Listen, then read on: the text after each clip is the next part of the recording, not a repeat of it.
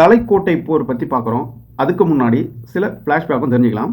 இந்த தலைக்கோட்டை போர் யார் காலத்தில் நடக்குதுன்னா துளுவ வம்சத்தில் நடக்குது. ஏன்னா சங்கம, சாளுவ, துளுவ, அரவீடுன்னு சொல்லிட்டு 4 வம்சம் விஜயநகர பேரரசில் இருக்குன்னு தெரியும்.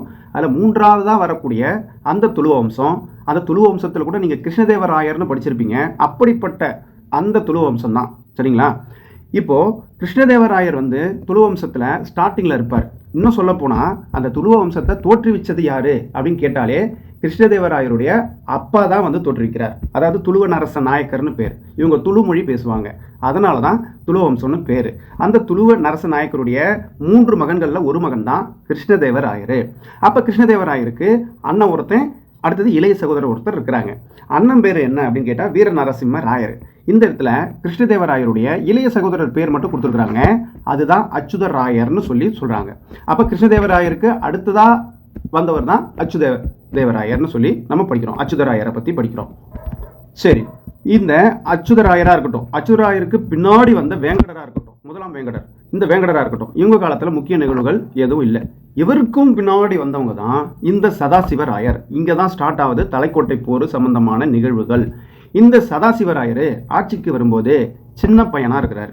இவருக்கு பாதுகாப்பு ஆளுநராக இருந்தவர் தான் ராமராயர்னு பேர். இந்த ராமராயர் என்ன பண்ணுறாருன்னா தன்னையே ஒரு அரசன்கிற அளவுக்கு தன்னை பெருமிதப்படுத்திக்கிறார்.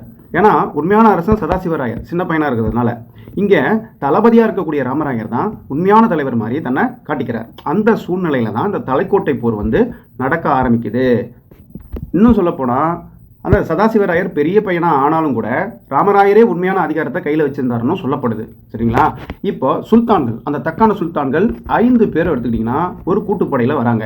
இவங்க தான் 1565 தலைக்கோட்டைங்கிற இடத்துல தான் அந்த விஜயநகர படையை எதிர்க்கிறாங்க. இந்த போருக்கு ராட்சச தாங்கடிங்கிற போர்னும் இன்னொரு பேரும் இருக்குது.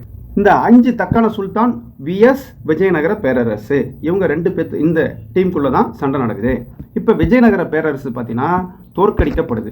அந்த 5 பேர் சேர்ந்து என்ன ஆகும்? அதாவது பீடார், பீஜப்பூர், பீரார், அதே சமயம் கோல்கொண்டா சுல்தான், அகமது நகர் சுல்தான், இந்த தக்கான சுல்தான்கள் எல்லாருமே சேர்ந்து விஜயநகர அரசை எதிர்க்கிறாங்க. எப்படி இருக்குன்னு பார்த்துக்கோங்க. பெரிய டீம், 5 பேர் டீம், பெரிய டீமாக இருக்குது.